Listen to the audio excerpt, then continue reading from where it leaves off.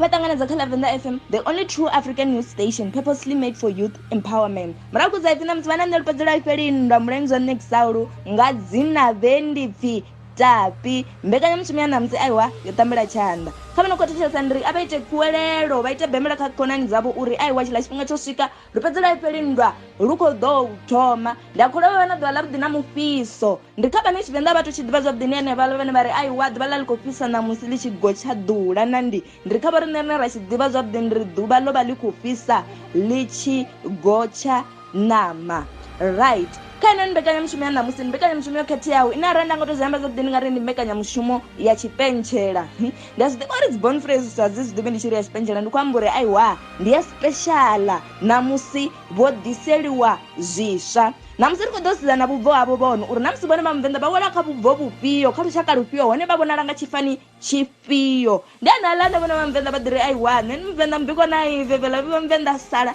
vha sa ḓivhi uri vha wela kha lushaka lufhio ndi ri namusi ne vha ḽa Venda FM ri khou ḓo vha ḓisa maṱudzi kha hedzinoni tshakatshaka dzine ra khou ḓo amba ngadzo ri khou sedzana na vhathu vhane vha nga vhangona masingo sibula mandevhele vhalemba na malume a masingo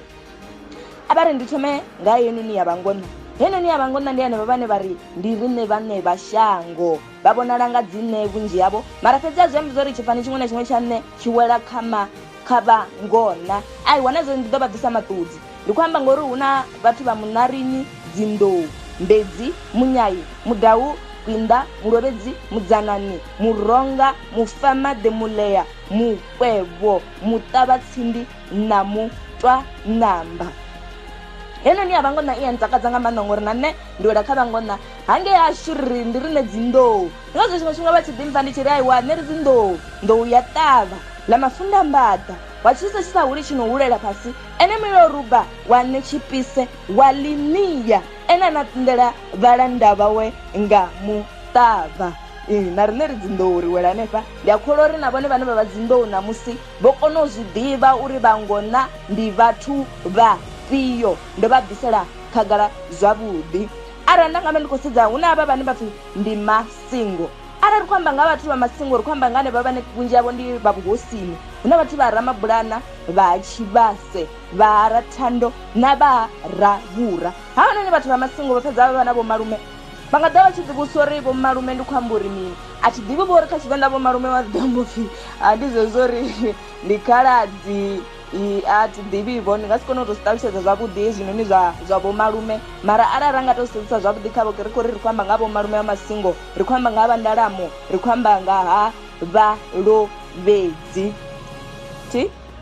alright okay arali ra nga pfukela kha vhanoni vhane vha pfhi ndi sibula hupfi ndi hanevha vho no pfhi vha bva malawi vha ḓi ita vhavenḓa ndi khou amba nga hanevha vho no pfhi ndi vhathu anamba na ndi arali ra nga pfhi ri khou sedza kha vhathu vha vandevhele ndi khou amba nga hanevhaḽa vhathu vha haningei ha mphaphuli vha hanelwa mondo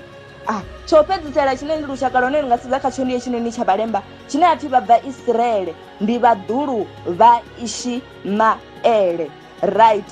I kha ḓivha ḽa Venda FM, the only true African news station purposely made for youth empowerment. Ndi nṋe ri fhedzela ifhelindwa mulenzo nexauru nga dzina vendipfi tapi ndiri vha vhe na vhusiku havhuḓi ḓo dovha ra ṱangana sonda i ḓaho ndi tshi sa phanḓa ndi tshi vha bvisela khagala nga mitupo ya havha vhathu uri na vhone vha ḓivha uri vha wela kha lushaka lufhio hone mitupo hawo uri vha ḓi ṱongise ndi ifhio ndo livhuwa.